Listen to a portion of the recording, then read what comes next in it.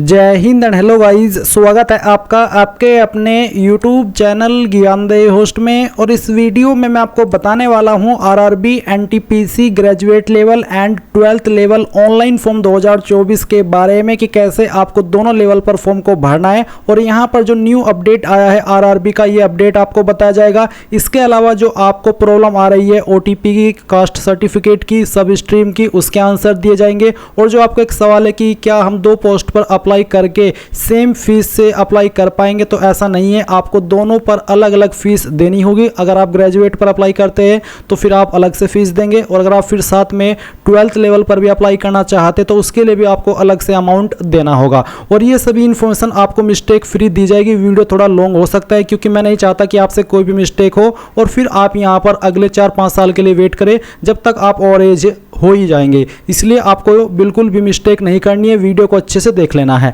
अगर आपने अभी तक वीडियो को लाइक नहीं किया, वीडियो को लाइक कर दीजिए क्योंकि आपके एक लाइक करने से काफ़ी सारा मोटिवेशन मिलता है। और मैं इस वैकेंसी को यहाँ पर समय समय पर अपडेट कर रहा हूँ सभी लेटेस्ट जानकारी के साथ में, इसलिए चैनल सब्सक्राइब करके बेल आइकन ऑन कर दीजिएगा और वीडियो तो लाइक कर ही दीजिएगा। उसके बाद गाइज जो लिंक वीडियो को डिस्क्रिप्शन में दिया हूँ ये आप ओपन करेंगे। इसको ओपन करने के बाद में आपके सामने इस भर्ती की जानकारी आएगी, जहाँ पर जानने को मिलेगा कि इसमें आपके टोटल 11,558 पोस्ट है, जिसमें कि आपके 12th लेवल पर 3,445 और ग्रेजुएट लेवल पर 8,113 पद है। पहले जब ये नोटिस आया था ग्रेजुएट लेवल की वैकेंसी का, उसमें लास्ट डेट आपकी 13 अक्टूबर 2024 रखी गई थी। पर अभी कल ही का एक नया अपडेट आया है जिसमें कि यहाँ पर आपकी लास्ट डेट बढ़ा दी है, जो कि अभी आप यहाँ पर जो 12th लेवल पर अप्लाई कर रहे थे 20 अक्टूबर तक, वो आप यहाँ पर ग्रेजुएट लेवल पर अगर अप्लाई कर रहे हैं तो तब भी आप 20 अक्टूबर 2024 तक फॉर्म को भर सकते हैं, ना कि 13 अक्टूबर 2024 तक। और पेमेंट करने के लिए यहाँ पर आपको 21 अक्टूबर से 22 अक्टूबर 2024 तक का समय है, यानी कि 2 दिन आपके पास और एक्स्ट्रा है पेमेंट करने के लिए। एंड यहाँ पर जो मॉडिफिकेशन विंडो है फॉर्म की, अगर कोई गलती हो जाती है तो आप 23 अक्टूबर 2024 से लेकर 30 अक्टूबर 2024 तक फॉर्म के अंदर मॉडिफिकेशन कर पाएंगे। एंड जो आपकी विकलांग की वैकेंसीज है उनमें थोड़ा मॉडिफिकेशन किया गया है, तो अभी आप यहाँ पर इस PDF के अंदर देख सकते हैं कि जो मॉडिफिकेशन हुआ है वो किस कैटेगरी में और किस पोस्ट पर हुआ है। टोटल वैकेंसी की संख्या वही है जो कि पहले थी, पर वो मॉडिफिकेशन हुआ है, कुछ वैकेंसी इधर से उधर हुई है, तो वो कहाँ से कहाँ हुई है उसके लिए आप PDF चेक कर लीजिएगा। अभी आपने लेटेस्ट अपडेट जाना। अभी हम यहाँ पर बात करते हैं अप्लाई प्रोसेस के बारे में। तो आप इंपॉर्टेंट लिंक के सेक्शन में आएंगे और अप्लाई ऑनलाइन लिंक ओपन कर लेंगे। आपके सामने ये आरआरबी की वेबसाइट आ जाएगी। अगर आपने इस वेबसाइट का इस्तेमाल करके 2024 के अंदर कोई भी फॉर्म भरा है तो आपका अकाउंट बना हुआ है। आप सिंपली यहाँ पर ऑलरेडी हैव एन अकाउंट, इसके ऊपर क्लिक करके आपका रजिस्टर्ड मोबाइल नंबर या फिर ईमेल एड्रेस डालेंगे, आपका पासवर्ड डालेंगे और एक कैप्चा कोड डाल करके लॉगिन कर लेंगे। अगर आप पासवर्ड भूल चुके हैं तो फॉरगॉट पासवर्ड के ऊपर क्लिक करके आपका रजिस्टर्ड नंबर या ईमेल एड्रेस डालेंगे। जो डेट ऑफ बर्थ आपने रजिस्ट्रेशन करते समय भरी थी वो आप यहाँ पर डालेंगे। ये कैप्चा कोड डाल करके जैसे आप प्रोसीड करेंगे तो आपके नंबर और ईमेल के ऊपर आपको एक न्यू पासवर्ड सेंड किया जाएगा, जिसका इस्तेमाल करके इसमें आप लॉगिन हो जाएंगे। पर गाइज अगर आप फुल्ली फ्रेशर है, इस वेबसाइट का इस्तेमाल करके 2024 में पहली बार फॉर्म भर रहे हैं, तो आप क्रिएट एन अकाउंट इसके ऊपर क्लिक करेंगे। और आपको नोट करके भी यही बोला है कि आपको दोबारा से रजिस्ट्रेशन नहीं करना है अगर आपने ऑलरेडी किसी भी CN यानी कि 2024 के अंदर आरआरबी का कोई भी फॉर्म भरा है, तो आप यहाँ पर नया अकाउंट नहीं बनाएंगे। पर गाइज आप तो फ्रेशर है, इसलिए आप यहाँ पर इसको ओके कर देंगे। इसके लिए सबसे पहले कंट्री ऑफ नेशनलिटी में आप इंडिया सेलेक्ट करेंगे। फिर पर्सनल इन्फॉर्मेशन में जो भी आपका नाम 10th के सर्टिफिकेट के अकॉर्डिंग है वो आपको यहाँ पर डालना है। उसको दोबारा से डाल करके आपको वेरीफाई कर देना है। अगर आपने 10वीं के बाद में आपका नाम बदला है तो यस करिए, नहीं तो आपको नो करना है। फिर जो भी आपकी डेट ऑफ बर्थ है वो आप यहाँ पर कैलेंडर के ऊपर क्लिक करके सिलेक्ट कर लेंगे। पहले ईयर, फिर यहाँ से आपका जो भी मंथ है वो, और उसके बाद में डे, एंड देन उसको दोबारा सेलेक्ट करके वेरीफाई कर लेंगे। फिर आपको आपका जेंडर सेलेक्ट करना है, उसको दोबारा सेलेक्ट करके वेरीफाई कर लेना है। फिर फादर नेम डालेंगे, फादर नेम को दोबारा डाल करके वेरीफाई कर लेंगे। उसके बाद मदर नेम डालना है, मदर नेम को दोबारा डाल करके वेरीफाई कर देना है। फिर आता है आपका आधार कार्ड का नंबर, तो आप आधार कार्ड नंबर डालिए और वेरीफाई यूजिंग आधार इसके ऊपर क्लिक कीजिए। अगर आपके पास आधार कार्ड नहीं है तो आप I do not have Aadhaar card इसके ऊपर क्लिक करके यहाँ पर I do not have Aadhaar card इसके ऊपर क्लिक कीजिएगा। और फिर इनमें से कोई भी एक आईडी आपको सेलेक्ट कर लेनी है, एंड देन उसका जो भी नंबर है वो यहाँ पर डालना है। इश्यूइंग अथॉरिटी बतानी है कि कौन सी अथॉरिटी के द्वारा आपका ये आईडी जारी हुआ है और कहाँ से जारी हुआ है, उस स्थान का नाम भी आपको देना होगा। पर अगर आपके पास आधार है तो फिर आपको ये देने की आवश्यकता नहीं पड़ेगी। फिर आप यहाँ पर आपका ईमेल एड्रेस डालेंगे और जनरेट ईमेल ओटीपी पर क्लिक करेंगे तो आपके ईमेल पर एक ओटीपी जाएगा जो कि आप यहाँ पर डाल देंगे। फिर नंबर डालेंगे सेम वे में और मोबाइल वाला जो ओटीपी है वो जनरेट करेंगे और उसको यहाँ पर डाल देंगे। एंड देन आप यहाँ पर एक पासवर्ड बनाएंगे। पासवर्ड के अंदर आपके इंग्लिश का कैपिटल लेटर, स्मॉल लेटर, साथ ही साथ कोई एक स्पेशल कैरेक्टर भी होना चाहिए। तो कुछ इस तरह का पासवर्ड बना लेंगे और फिर इसको दोबारा डाल करके वेरीफाई कर देंगे।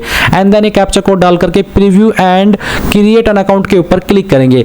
इसके बाद आपने जो भी इन्फॉर्मेशन आपने भरी रजिस्ट्रेशन के समय वो आएगी और आप जब आपको लगे कि यहाँ सभी जानकारी सही है तो आप उसको सबमिट कर देंगे। क्योंकि मेरा अकाउंट पहले से बना हुआ है इसलिए मैं यहाँ पर होम के ऊपर आकर के ऑलरेडी हैव एन अकाउंट के ऊपर क्लिक करके अपना रजिस्टर्ड नंबर और पासवर्ड यहाँ पर डालता हूँ और फिर कैप्चा कोड डालने के बाद में लॉगिन के ऊपर क्लिक करता हूँ और आपको भी ऐसा ही करना है। अब गाइज यहाँ पर मैं आपको एक स्पेशल जानकारी दे रहा हूँ जो कि आपके लिए काफी इंपॉर्टेंट रहेगी। तो गाइज जैसे कि आपकी आरआरबी एनटीपीसी 12th लेवल की वैकेंसी शुरू हो चुकी है, फॉर्म शुरू हो चुके हैं। तो गाइज उसके लिए आपको कहाँ से प्रिपरेशन करनी है वो आपको बताया जा रहा है। तो आप एग्जाम दौर का ये यहाँ पर नोट्स खरीद सकते हैं जो कि अंडर ग्रेजुएट की जो पोस्ट है उनकी प्रिपरेशन के लिए आप यूज कर सकते हैं और कोई इसका इतना बड़ा वैल्यू भी नहीं है। सिर्फ आप इसको 59 रुपए में खरीद सकते हैं। जी हाँ, सिर्फ 59 रुपए में। और इसमें आपको कनिष्ठ लिपिक, सहायक टंकक, लेखा लिपिक यानी कि जो भी पोस्ट है वो सभी कवर की गई है। साथ ही साथ इसमें यहाँ पर आपके बेस्ट क्वेश्चन को तैयार किया गया है और आपको बोला है कि रेलवे के गत परीक्षाओं में आए हुए प्रश्नों पर आधारित इसको तैयार किया गया है।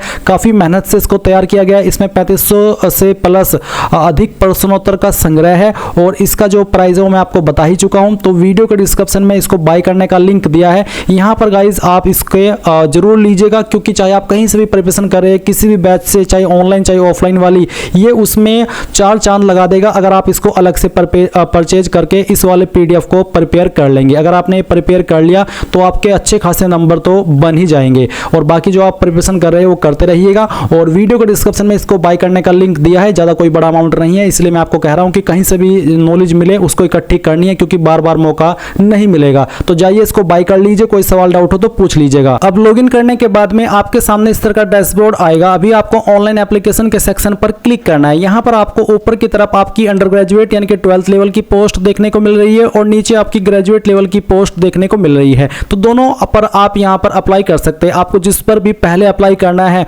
वही आप यहाँ पर उसका जो आरआरबी है वो सिलेक्ट करिए, यहाँ पर टिक कीजिए और नेक्स्ट के ऊपर क्लिक करके आप यहाँ पर आगे की जानकारी भर लीजिए जो कि मैं आपको वीडियो में बता रहा हूँ। और जब आप यहाँ पर एक लेवल की पोस्ट को भर ले फिर से आपको यहाँ पर ऑनलाइन एप्लीकेशन के सेक्शन के ऊपर आना है एंड देन फिर आपको जिस दूसरे लेवल की पोस्ट पर अप्लाई करना है जिसकी ग्रेजुएट अगर आपने ग्रेजुएशन भी की है तो फिर आप सेम तरीके से यहाँ पर अपनी जो आरआरबी है उसको सिलेक्ट करेंगे, इसके ऊपर टिक करेंगे एंड देन नेक्स्ट के ऊपर क्लिक कर देंगे। यानी कि एक एक करके आपको फॉर्म को भरना है और आपको यहाँ पर इस चीज़ का ध्यान रखना है कि आपसे कोई भी मिस्टेक ना हो क्योंकि जब आप पहली बार कोई फॉर्म भरेंगे जैसे कि चाहे वो ग्रेजुएट लेवल का हो या फिर 12th लेवल का हो तो जो आप वहाँ पर इन्फॉर्मेशन भर देंगे वो ऑटोमेटिकली सेव हो जाएगी। सेकंड टाइम में सिर्फ आपको क्वालिफिकेशन की जानकारी एक्स्ट्रा ऐड करनी है, बाकी कुछ और चीज़ आपको ऐड नहीं करनी है। अभी यहाँ पर मैं 12th लेवल पर अप्लाई करके दिखा रहा हूँ और इसी में यहाँ पर ग्रेजुएट की इन्फॉर्मेशन भी मैंने ऐड करके आपको दिखाऊंगा। तो आप यहाँ पर इसके ऊपर टिक करके नेक्स्ट के ऊपर क्लिक करेंगे। अब लॉगिन करने के बाद में आपके सामने ये वाला इंटरफेस आएगा। अभी आप ऑनलाइन एप्लीकेशन के सेक्शन पर क्लिक करेंगे और आपको ऊपर की तरफ जो आपकी अंडर ग्रेजुएट कैटेगरी के अंदर वैकेंसी है वो आपको देखने को मिलेगी।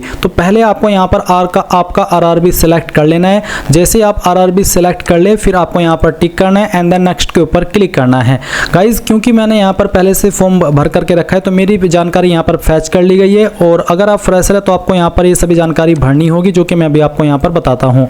तो मैरिटल स्टेटस आप बताएंगे कि आप अनमैरिड है या फिर मैरिड है, जो भी है वो आप सिलेक्ट कर लीजिएगा। फिर आपका रिलीजन क्या है, वो जो भी है आपका रिलीजन इनमें से वो आप सिलेक्ट करेंगे। इसके बाद सवाल है कि do you wish to avail fee exemption, यानी कि जो SC ST को फी एग्जाम्शन मिलता है यानी कि जब उनका टियर फर्स्ट होगा तो उनको उसके बाद में सारी फीस वापस कर दी जाएगी। तो क्या आप वो लेना चाहते हैं? अगर हाँ तो यस, नहीं तो आप नो करेंगे। मदर टंग यानी कि मातृभाषा आपकी कौन सी है, जो आपकी लोकल लैंग्वेज है वो आप यहाँ पर सिलेक्ट कर लेंगे। फिर choice of language for examination, exam की लैंग्वेज आप क्या रखना चाहते हैं, किस लैंग्वेज में आप एग्जाम देना चाहते हैं वही आप यहाँ पर सेलेक्ट कीजिएगा और बाद में फिर आप इसको चेंज नहीं कर पाएंगे एंड फिर आपको इसी लैंग्वेज में आपका पेपर देना होगा। Permanent visible mark of identification, आपकी बॉडी के ऊपर वो निशान जिससे आपकी बॉडी की पहचान होती है। ये निशान आपकी बॉडी के ऊपर कहीं पर भी हो सकता है, पर अगर आपकी बॉडी के ऊपर ढूंढने के बाद भी कोई ऐसा मार्क नहीं है, और ध्यान दीजिए कि जो प्राइवेट पार्ट की जगह होती है वहाँ पर अगर कोई मार्क है तो उसके बारे में आप नहीं लिखे तो बेहतर है। कोई ओपन जगह जो है वहाँ पर कोई ऐसा परमानेंट मार्क है, बर्थ मार्क या किसी भी तरह का, वो आप यहाँ पर लिख सकते हैं। ना हो तो नो मार्क लिख दीजिएगा। फिर सेकंड, अगर एक से ज़्यादा मार्क है तो सेकंड मार्क लिख दीजिए, नहीं तो आप इसमें नो मार्क लिख सकते हैं। फिर आती कम्युनिटी डिटेल्स यानी कि कास्ट कैटेगरी की जानकारी। तो आपकी जो भी कास्ट है जैसे कि general, SC ST OBC EWS जो भी है वो आप सिलेक्ट कर लेंगे। फिर आपकी जो भी कास्ट है उसका नाम भी आपको लिखना है, सर्टिफिकेट नंबर डालना है, और ये आपका सेंट्रल का बना होना चाहिए। बहुत सारे कैंडिडेट के सवाल आते हैं कि कौन सा स्टेट का चलेगा या सेंट्रल का, तो सेंट्रल का बना होना चाहिए। अब मैं आपको बता दूं कि अगर आपके पास अभी स्टेट का है, सेंट्रल का नहीं है, तो आप एक काम करें, इसमें कुछ भी जानकारी भर दीजिए, कुछ भी भर दीजिए, और अभी आपका जो सेंट्रल का कास्ट सर्टिफिकेट है वो बनना दे दीजिए, क्योंकि इसमें जब एडिट होंगे वो कम से कम 25 अक्टूबर तक होने वाले हैं। तो इतने टाइम के अंदर आपका जो कास्ट सर्टिफिकेट है वो बन करके आ जाएगा, और जब एडिट शुरू होंगे तो आप यहाँ पर वो जानकारी एडिट कर लीजिएगा जो कि आपके सर्टिफिकेट बनने के बाद में आएगी। यानी कि यहाँ पर अभी कुछ भी भर दीजिए, रैंडम कोई भी नंबर, और बाद में इसको सही कर लीजिएगा एडिट के टाइम में, क्योंकि ये एडिट हो जाता है, तब तक आपका सर्टिफिकेट आ जाएगा। अब आता है इश्यूइंग अथॉरिटी, इनमें से किस अथॉरिटी ने आपका सर्टिफिकेट जारी किया है। बहुत सारे कैंडिडेट कहते हैं कि सर मेरा तहसीलदार, नायब तहसीलदार ने जारी किया तो मैं क्या सिलेक्ट करूँ, तो उनको तालुका मजिस्ट्रेट सेलेक्ट करना होगा जिनका सर्टिफिकेट तहसीलदार या नायब तहसीलदार ने जारी किया है।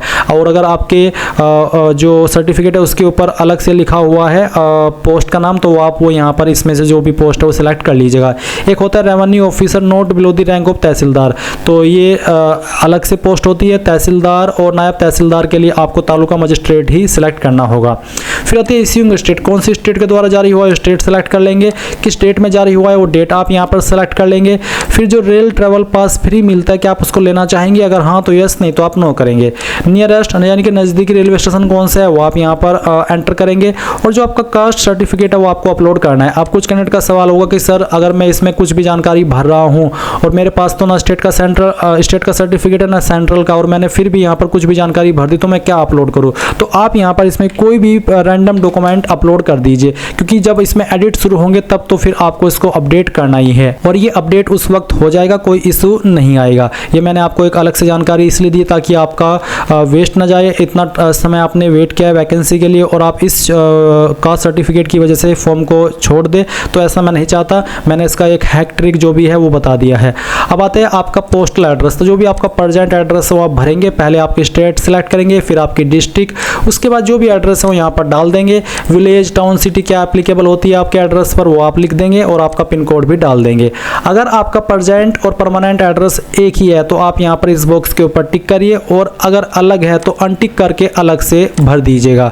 फिर आप सेव करेंगे और नेक्स्ट के ऊपर क्लिक कर देंगे। अब यहाँ पर अदर डिटेल के अंदर कुछ सवाल पूछे, जैसे कि क्या आप एक्स सर्विसमैन है, अगर हाँ तो यस करिए, नहीं तो उसको नो ही रहने दे। अगर आप यहाँ पर विकलांग है तो इसमें यस करें, नहीं तो आपको यहाँ पर भी नो रहने देना है। और अगर आपको लिखने में कोई प्रॉब्लम है और आपको स्क्राइब चाहिए उसके लिए, तो आप यहाँ पर इस वाले ऑप्शन में यस करेंगे, नहीं तो आप नो कर दीजिए। अगर आप EBC सर्टिफिकेट यानी कि इकोनॉमिकली बैकवर्ड क्लास कैंडिडेट है तो आप यस करें, नहीं तो आपको नो करना है। क्या आप एक एम्प्लॉय है इंडियन रेलवे के, अगर हाँ तो यस, नहीं तो यहाँ पर भी आपको नो करना है।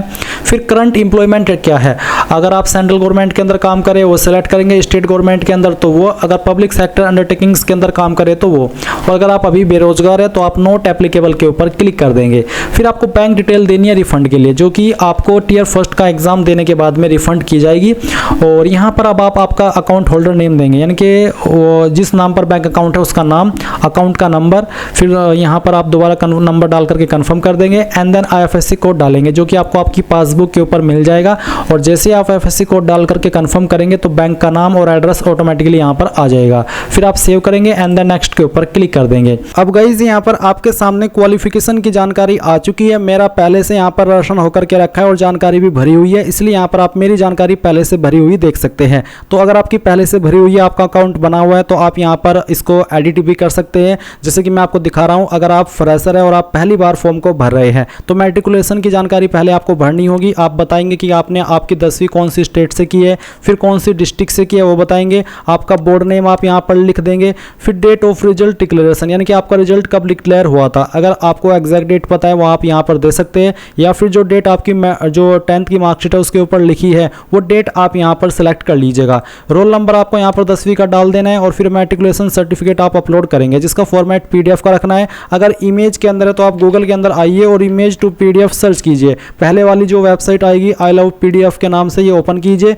सिलेक्ट जेपीजी इमेज कीजिए, जहाँ पर आपकी 10th की मार्कशीट का फोटो है सिलेक्ट कीजिए, ओपन कीजिए, फिर कन्वर्ट टू पीडीएफ के ऊपर क्लिक कीजिए, आपकी फाइल यहाँ पर इमेज से पीडीएफ के अंदर ऑटोमेटिकली आ जाएगी। डाउनलोड पीडीएफ के ऊपर क्लिक कीजिए, यहाँ पर आइए, ब्राउज के ऊपर क्लिक कीजिए, जो अभी आपने फाइल पीडीएफ के अंदर डाउनलोड की है सेलेक्ट कीजिए और ओपन कर दीजिए। फिर आप यहाँ पर देखेंगे आप इस तरह से फाइल आएगी और आप सेव कर देंगे। सेव करने के बाद आपकी फाइल यहाँ पर आ जाएगी और फिर आप उसको अपलोड कर देंगे। मैं इसको अपडेट कर देता हूँ। अब आप सेकंड ऑप्शन पर आएंगे। अगर आप यहाँ पर अंडर ग्रेजुएट लेवल की पोस्ट पर अप्लाई कर रहे हैं तो आपको यहाँ पर 10+2 ये सिलेक्ट कर लेना है। उसके बाद आप यहाँ पर सेम वे में आपकी 12वीं का डिसिप्लिन, आपका 12वीं का स्टेट जहाँ से की है, डिस्ट्रिक्ट जहाँ से भी आपने आपकी 12वीं की है, आपका बोर्ड नेम जहाँ से जिस भी बोर्ड से आपने आपकी 12वीं की है, कब आपका रिजल्ट डिक्लेयर हुआ था वो आप यहाँ पर डेट सेलेक्ट कर लेंगे, जैसे कि मैं आपको सेलेक्ट करके दिखा रहा हूँ इस तरह से। फिर आप यहाँ पर देखेंगे कि आपकी जो हिंदी इंग्लिश टाइपिंग की प्रोफिशेंसी है क्या वो आपको आती है। अगर आपको आती है कंप्यूटर के ऊपर इंग्लिश या हिंदी की टाइपिंग तो आप यस करेंगे, नहीं आती है तो आप नो कर सकते हैं। 12वीं की जो परसेंटेज है वो यहाँ पर डाल देंगे और ऐड के ऊपर क्लिक करके इसको ऐड कर देंगे। अगर आप गाइज आप इसके बाद में ग्रेजुएट लेवल की पोस्ट पर भी अप्लाई करना चाहते हैं तो आप यहाँ पर क्वालिफिकेशन के सेक्शन में बैचलर डिग्री भी सिलेक्ट कर लीजिएगा। अगर आपके पास है नहीं है तो आप यहाँ पर 12वीं की जानकारी से भी अप्लाई कर सकते हैं। अब जब आप बैचलर डिग्री पर जानकारी भरते तो एक ऑप्शन आता है सब स्ट्रीम का। सब स्ट्रीम मतलब यानी कि अगर आप बीए किए हैं तो आपका स्ट्रीम क्या है वो आप भर सकते हैं। अगर आपका स्ट्रीम एप्लीकेबल है तभी आपको भरना है। जैसे कि मान लो आपने बीटेक की है तो बीटेक आपने कौन से स्ट्रीम से की है वो स्ट्रीम आप यहाँ पर भरेंगे, जैसे कि सिविल, मैकेनिकल। अगर आपकी क्वालिफिकेशन के ऊपर स्ट्रीम एप्लीकेबल नहीं होता तो आप यहाँ पर एनए लिख देंगे, यानी कि नॉट एप्लीकेबल। और अगर एप्लीकेबल हो रहा है आपकी ग्रेजुएशन पर कोई भी स्ट्रीम, कोई भी वो हो सकता है, तो आप यहाँ पर उस स्ट्रीम को लिखेंगे, नहीं तो आपको एनए लिखना है। उसके बाद आप बताएंगे कहाँ से आपने की है, डिस्ट्रिक्ट यहाँ से आप बता देंगे। फिर आपको यहाँ पर आपके कॉलेज या फिर यूनिवर्सिटी का नाम देना है जहाँ से आपने आपकी जो क्वालिफिकेशन है वो की है। फिर आपका डेट ऑफ रिजल्ट डिक्लेरेशन, आपका रिजल्ट कब डिक्लेयर हुआ था। मैं आपको फिर से कहूँगा कि अगर आपको एग्जैक्ट डेट मालूम नहीं है तो आप यहाँ पर एक एक्सपेक्टेड डेट भी दे सकते हैं। तो इस तरह से आपको यहाँ पर इसको देना होगा और ये देने के बाद में आप यहाँ पर इस तरह से नीचे आएंगे और ऐड के ऊपर क्लिक कर देंगे तो ये जानकारी आपकी यहाँ पर ऐड हो जाएगी। अब गाइज आप नीचे आकर के नेक्स्ट के ऊपर क्लिक करेंगे। इसके बाद गाइज आप यहाँ पर देखेंगे फोटो एंड साइन का ऑप्शन। मैंने फोटो एंड साइन पहले से अपलोड करके रखा है और आप यहाँ पर देख सकते हैं कि किस तरह का फोटो और किस तरह का साइन होना चाहिए। मैं आपको फिर से सजेस्ट करूँगा कि मैंने फोटो साइन को लेकर के एक स्पेशल वीडियो बनाई हुई है जो कि आप यहाँ पर देख सकते हैं। अगर आप वीडियो को डिस्क्रिप्शन के अंदर जो लिंक दिया है इसको ओपन करके हमारी इस वेबसाइट के ऊपर आएंगे तो वीडियो आपको मिल जाएगी। इसको आपको अच्छे से वॉच करना है, जहां पर फोटो आपको कैसे बनाना है, किस वेबसाइट का इस्तेमाल करना है या फिर किस ऐप का इस्तेमाल करना है उसके बारे में जानकारी दी है। कैसे आपको उसको अपलोड करना है, किन चीज़ों का आपको ध्यान रखना है उसकी जानकारी इस स्पेशल वीडियो में मिलेगी। तो आप एक बार इस वीडियो को वॉच कर लेना अगर आपको कोई प्रॉब्लम आ रही है फोटो साइन अपलोड करने में, क्योंकि फोटो साइन की वजह से बहुत सारे कैंडिडेट के फॉर्म पहले भी रिजेक्ट हुए हैं। तो इसलिए आप बिल्कुल भी गलती मत कीजिएगा फोटो साइन को अपलोड करने में। तो यहाँ पर जैसे आप फोटो साइन अपलोड कर दे, आप सेव के ऊपर क्लिक करें एंड देन नेक्स्ट कर दे। नेक्स्ट करने के बाद में यहाँ पर इस तरह से जिसको आपको प्रेफरेंस देनी है वो टिक करना है, यहाँ पर टिक करना है। फिर यहाँ पर टिक करेंगे पैलेस, यानी कि कहाँ से आपने फॉर्म को भरा है या फिर आप भर रहे हैं वो पैलेस का नाम लिखेंगे और उसके बाद आप प्रीव्यू एप्लीकेशन के ऊपर क्लिक करेंगे। अब आपने जो भी जानकारी भरी है वो आपके सामने, आप इन सभी जानकारी को चेक करने के बाद यहाँ पर टिक करेंगे और सबमिट कर देंगे। सबमिट करने के बाद में यहाँ पर आपको बोला है कि आप इसके बाद में कोई करेक्शन नहीं कर पाएंगे। अगर करेक्शन करेंगे तो फिर करेक्शन टाइम के अंदर करना होगा, जिसमें कि फिर आपको एक एक्स्ट्रा 250 रुपये फीस पे करनी होगी। इसलिए आप अच्छे से जानकारी को समझने के बाद में ही यहाँ पर सबमिट करें। जैसे आपका फॉर्म सबमिट होगा तो आप अपनी एप्लीकेशन फीस जमा करेंगे और फीस जमा करने के बाद ही आपका फॉर्म कंप्लीट माना जाएगा। तो इस तरह से गाइज आप लोग यहाँ पर आपका ये फॉर्म भर लेंगे। अभी मैंने आपको अंडर ग्रेजुएट लेवल का बताया। अगर आप कोई एक लेवल पर फॉर्म भर चुके हैं तो फिर से आपको ऑनलाइन एप्लीकेशन के ऊपर क्लिक करना है और यहाँ से आपको, जैसे कि मैंने अभी अंडर ग्रेजुएट पर अप्लाई किया और अभी मुझे अप्लाई करना है ग्रेजुएट लेवल पर, तो मैं यहाँ पर सेम तरीके से आरआरबी जोन सेलेक्ट करूंगा, यहाँ पर टिक करूंगा, नेक्स्ट के ऊपर क्लिक करूंगा और अब आपको कोई एक्स्ट्रा जानकारी भरने की आवश्यकता नहीं है, क्योंकि क्योंकि आप ऑलरेडी अपनी जानकारी भर चुके हैं जो कि यहाँ पर इसमें सेव है। अगर कुछ भरना है तो आपको कास्ट सर्टिफिकेट दोबारा से अपलोड करने के लिए बोला जाएगा। और अगर आपने 12वीं लेवल पर अभी अप्लाई किया तो आपने डिग्री 12th की जानकारी भरी है क्वालिफिकेशन में, और इसमें अभी आपको दोबारा से डिग्री की जानकारी मांगी जा सकती है। पर अगर आपने पहले ही ग्रेजुएशन की जानकारी भी भर ली थी बैचलर डिग्री की, तो फिर आप उसको भी नहीं भरेंगे, सिंपली नेक्स्ट करते जाएंगे और अपनी फीस जमा कर देंगे, क्योंकि सभी जानकारी आपकी ऑलरेडी सेव है। तो फीस दोनों के लिए आपको अलग अलग देनी होगी। एप्लीकेशन हिस्ट्री में आकर के आप देख सकते हैं कि आपने कौन कौन सा फॉर्म अपना भरा है। तो इस तरह से गाइज आप यहाँ पर आपका जो एप्लीकेशन फॉर्म है वो भरेंगे। आई होप आपको यहाँ पर ये सब जानकारी समझ में आ गई होगी। अगर आपका कोई सवाल कोई डाउट रह गया है अभी भी तो आप कमेंट के माध्यम से पूछ लीजिएगा, और आपको वीडियो को लाइक शेयर करना है, क्योंकि आपके एक लाइक शेयर से काफ़ी मोटिवेशन मिलता है। Thanks for watching. जय हिंद।